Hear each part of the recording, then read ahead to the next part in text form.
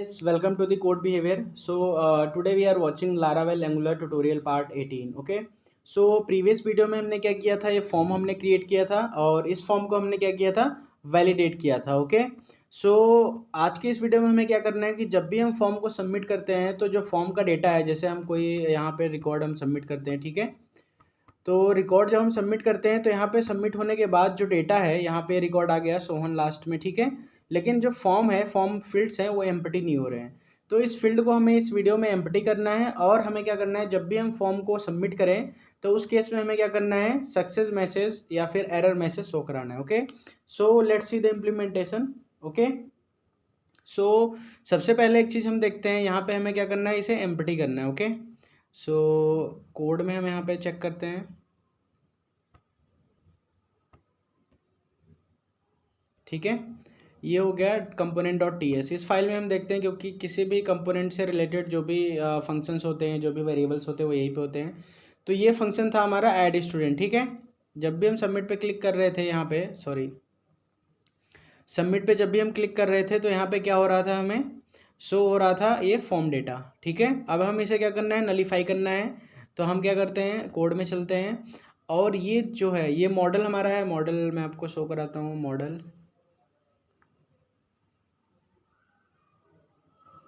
ठीक है. ये मॉडल हो गया. मॉडल में हमने ये वेरिएबल डिफाइन किए हैं. ठीक है. और इस मॉडल को हमने किससे यहाँ पे एक्सेस किया है, यहाँ पे मॉडल का नाम है यूज़र. तो हमने यूज़र ऑब्जेक्ट से यहाँ पे इसे एक्सेस किया है. ठीक है. तो इससे हम यहाँ पे क्या कर रहे हैं, this dot user object dot name, email और कॉन्टैक्ट, इन तीनों को हम क्या करेंगे, सबमिट के बाद नल करेंगे. ठीक है. तो हमने सबमिट पे क्लिक करना है और रिस्पॉन्स आने के बाद जैसे ही डेटा सबमिट हो जा रहा है, यहाँ इससे हम क्या कर रहे हैं कि जो हमारा टेबल है, जो डेटा हम शो कर रहे हैं, उसको हम क्या कर रहे हैं, रिफ्रेश कर रहे हैं. ठीक है. Refresh the table data. तो जो हमारा टेबल डेटा है, जो यहाँ पे हम शो करा रहे हैं, ये दिस पार्ट, ये दिस इसकी बात कर रहा हूँ, इसको हम क्या कर रहे हैं, रिफ्रेश कर रहे हैं. ठीक है. तो इस लाइन में हम रिफ्रेश करने का मतलब, जो हमारा डेटा गेट करने का फंक्शन है, उसको हम क्या कर रहे हैं, फिर से यहाँ कॉल करा रहे हैं. ये है शो एपीआई डेटा, इसको हम फिर से कॉल करा रहे हैं. और जो वेरिएबल्स हैं उसको हम क्या कर रहे हैं, यहाँ पे नल असाइन कर रहे हैं. ठीक है. तो अगर हम फिर से इसे हम चेक करते हैं तो क्या आता है. ठीक है. कोई हम एंट्री हम यहाँ पे इंसर्ट कराते हैं. ठीक है. रोजी @gmail.com और कॉन्टैक्ट हमने किया. सबमिट हम करते हैं तो क्या हो रहा है, फील्ड्स एम्प्टी हो जा रहे हैं. लेकिन यहाँ पे क्या है कि हमने एक वैलिडेशन लगा रखी है, और इस केस में क्या हो रहा है कि ये फिर से चेक कर रहा है कि फील्ड्स वैलिड है कि नहीं है. ठीक है. तो इस केस में हमें क्या करना है, एनजी सबमिटेड. हमने अभी फॉर्म में डेटा फिल करके इसे क्या किया है, सबमिट किया है. तो यहाँ पे ये शो क्या हो रहा है, एनजी सबमिटेड. ठीक है. तो हमें क्या करना है, इसका एक चेक यूज करना है. ठीक है. एनजी सबमिटेड का. तो हम क्या करेंगे, यहाँ पे ये component.html. तो जो एनजी फेक, जो ये वैलिडेशन के लिए कंडीशंस लगी हुई हैं, इस केस में हमें क्या करना है, एक और हमें कंडीशन ऐड कर देना है. ठीक है. एंड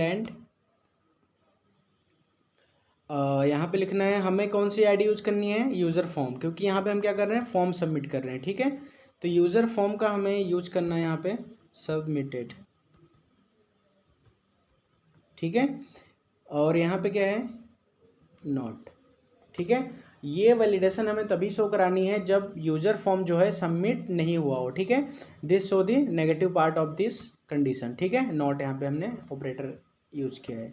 तो ये चीज़, ये जो है हम तीनों में ऐड कर देते हैं. ठीक है. तीनों में जो वैलिडेशंस लगी हुई हैं, तीनों में हम ऐड कर देते हैं. ठीक है. यहाँ भी हम इसको ऐड कर देते हैं और उसके बाद हम इसको चेक करते हैं. तो इस केस में क्या आता है, अगर हम एंट्री कराते हैं यहाँ पे सोहन स्वीट और नंबर, हमने इसको अगर हम सबमिट कराते हैं तो इस केस में हमें क्या यहाँ पे मिलता है, वो चेक करते हैं. तो सबमिट हमने किया तो फॉर्म अभी यहाँ पे सोहन नाम से यहाँ पे एंट्री हो गई, सोहन स्वीट. ठीक है. और यहाँ पे कोई एरर भी नहीं आया. ठीक है. तो ये हो गया कि हमने फॉर्म को सबमिट करने के बाद फील्ड्स को हमने एम्प्टी कर दिया. ठीक है. अब हमें क्या करना है कि हमें मैसेज दिखाना है. तो मैसेज दिखाने के लिए सबसे पहले हमें क्या करना पड़ेगा, जो हमारी एपीआई है लारावेल में हमने क्रिएट की है, उसमें हमें कुछ रिस्पॉन्स रिटर्न करना पड़ेगा. ओके. सो लेट्स सी. ये एपीआई है. ठीक है. ये एपीआई हमें ये मॉडल हो गया जहाँ पे हम डेटा को इंसर्ट कर रहे हैं. तो यहाँ से हम क्या करेंगे, रिटर्न डॉलर रिजल्ट. तो रिजल्ट को हमने रिटर्न करा दिया यहाँ पे. ठीक है. और कंट्रोलर में आके हमें क्या करना है, यहाँ पे यहाँ पे हमें एक एरे एक वेरिएबल एरे वेरिएबल हम डिफाइन करते हैं यहाँ पे, ठीक है, जेसन एरे, ठीक है। ये क्या हो गया, जेसन नाम का हमें एक एरे वेरिएबल हमने लिया है, और इसमें हम करते हैं क्या कि इफ़ डॉलर रिजल्ट, अगर रिजल्ट है तो हम यहाँ पे क्या करते हैं, डॉलर जेसन कोड हम यहाँ पे एक रिटर्न कराते हैं, ठीक है, कोड की वैल्यू 1 रखते हैं, और एक और हम लिखते हैं डॉलर जेसन कोड के साथ हम क्या लिखते हैं, मैसेज, ठीक है, एक मैसेज भी हम रिटर्न कराएंगे इस केस में, डिटेल्स सेव्ड सक्सेसफुली, ओके। और इसके एल्स पार्ट में हमें क्या करना है,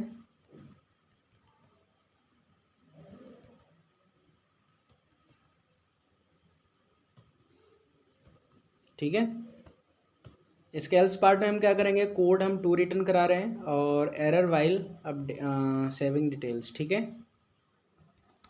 error while saving details, okay. So हमने ये क्या, हमने यहाँ पे कुछ एरर शो कर रहा है, सॉरी एल्स पार्ट है ना यहाँ पे, एल्स में सिंपली ऐसे में करना है, ठीक है।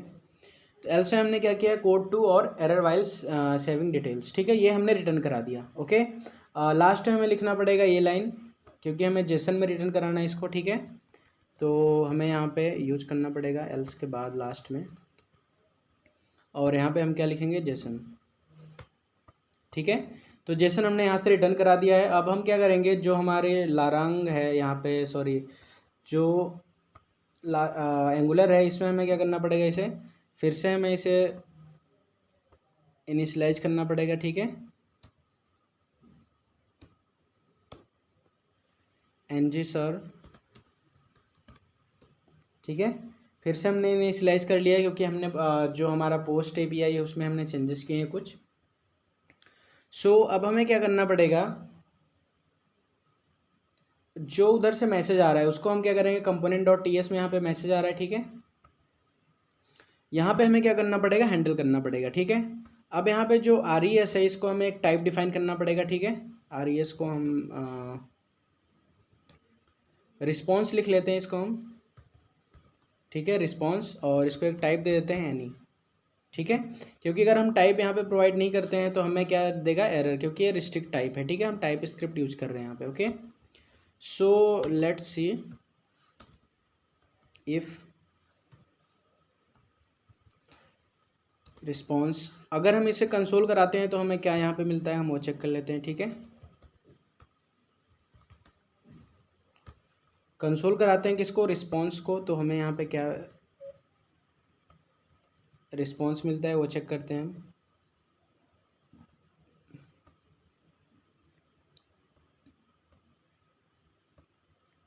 हम एक एंट्री करा रहे हैं, ठीक है, सबमिट करते हैं, तो यहाँ पे हमें क्या मिल रहा है, कोड 1, और मैसेज में क्या आ रहा है, detail saved successfully, okay.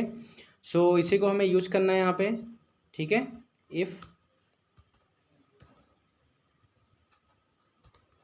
Response dot code equal to 1, ठीक है, response dot code equal to 1 है, तो इस केस में हम क्या करेंगे, एक वेरिएबल हमें डिफाइन करना है यहाँ पे, वो हम यहाँ पे डिफाइन कर देते हैं, ठीक है,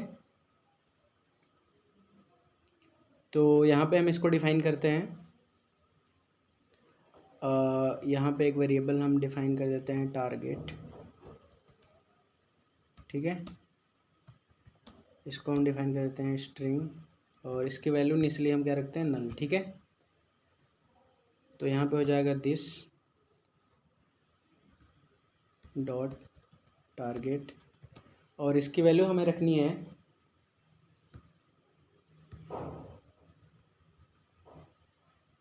एक डिव, ठीक है, क्योंकि हमें क्या करना है, यहीं से हम HTML सेंड करेंगे, और वहाँ पे जो हमारा यूज़र कंपोनेंट डॉट HTML है, इसमें हमें क्या होगा, एक प्रिंट कराना है यहाँ पे, तो एक यहाँ पे हम डिव बना लेते हैं, ठीक है, और डिव में हम क्या यहाँ पे लिख देते हैं, इनर HTML, ठीक है, inner HTML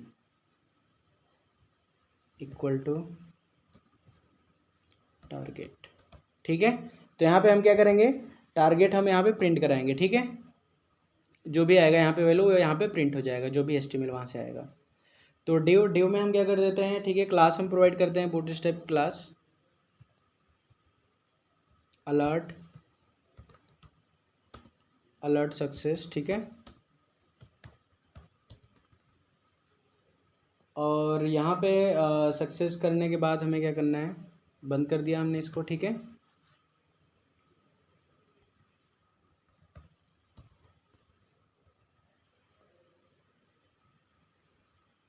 plus response dot, जो मैसेज है वो यहाँ पे हम प्रिंट करा देते हैं, ठीक है, जो मैसेज है, क्योंकि हमारा यहाँ पे क्या है, मैसेज भी आ रहा है कंसोल में, यहाँ पे अभी रिमूव हो गया, कंसोल में रिस्पॉन्स डॉट मैसेज है।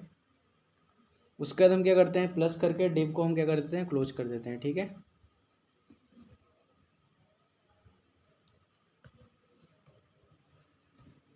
ठीक है, ये हो गया। और एल्स पार्ट में भी हमें सेम करना है, यहाँ पे एल्स इफ लगाते हैं, ठीक है। एल्स इफ अगर कोड 2 है तो उस केस में हमें क्या करना है, अलर्ट यहाँ पे हमें क्या करना है, डेंजर क्लास लगा देनी है, ठीक है। तो अलर्ट डेंजर सक्सेस की जगह हमें यहाँ पे क्या लिख देना है, एरर, ठीक है, एरर, और रिस्पॉन्स डॉट मैसेज, ओके। सो अब हम इसे चेक करते हैं कि ये वर्क कर रहा है कि नहीं, ठीक है। तो इसे हम चेक करते हैं, सिंपली आ जाओ। सो कोई भी एंट्री हम इंसर्ट करते हैं, ठीक है। रोशन हमने लिख दिया @ और एक यहाँ पे नंबर, ठीक है। सबमिट करते हैं इसको, हम सबमिट किया तो हमें क्या गया, सक्सेस डिटेल्ड, सक्सेस हमने प्रिंट करा, डिटेल्ड सेव सक्सेसफुली, ठीक है। तो ये हमारा क्या आ गया, एक मैसेज आ गया कि जो हमने डिटेल सेव करा है वो हमारा डिटेल सक्सेसफुली सेव हो गया, ओके। सो गाइज इस तरह हम क्या करते हैं, मल्टीपल टाइप्स ऑफ एरर हो सकते हैं, तो इसलिए हम क्या करते हैं यहाँ पे कि हम कंपोनेंट डॉट ts में ही डिफाइन करते हैं, जो कि एक डायनेमिक हो गया यहाँ पे। अगर आप मल्टीपल क्या होता है कि कभी हम थर्ड पार्टी API कॉल कराते हैं, कोई पेमेंट गेटवे के लिए हम कॉल कराते हैं, तो उस केस में जो API का रिस्पॉन्स आता है वो मल्टीपल रिस्पॉन्स आते हैं, 1 2 3 code, multiple types of code हो सकते हैं वहाँ पे। तो उस केस में हम यहाँ पे डायनेमिक डेटा हम भेजते हैं, और यहाँ पे HTML में क्या होता है, जो हमारा टारगेट है वो वहाँ पे बाइंड हो जाता है, जो HTML का रिस्पॉन्स है ये यहाँ पे बाइंड हो जाता है। सो गाइज अगर आपको कोई प्रॉब्लम है इस वीडियो में तो आप कमेंट करके पूछ सकते हो। नेक्स्ट वीडियो में हम क्या करेंगे, लारावेल की पोस्ट API क्रिएट करेंगे, जो कि जिससे हम क्या करेंगे, जो हमारे रिकॉर्ड्स हैं उनको हम डिलीट करेंगे। सो गाइज अगर आपको वीडियो अच्छी लगी हो तो प्लीज़ चैनल को सब्सक्राइब करें, और नेक्स्ट वीडियो की अपडेट्स पाने के लिए प्लीज़ चैनल को सब्सक्राइब करें। Thank you.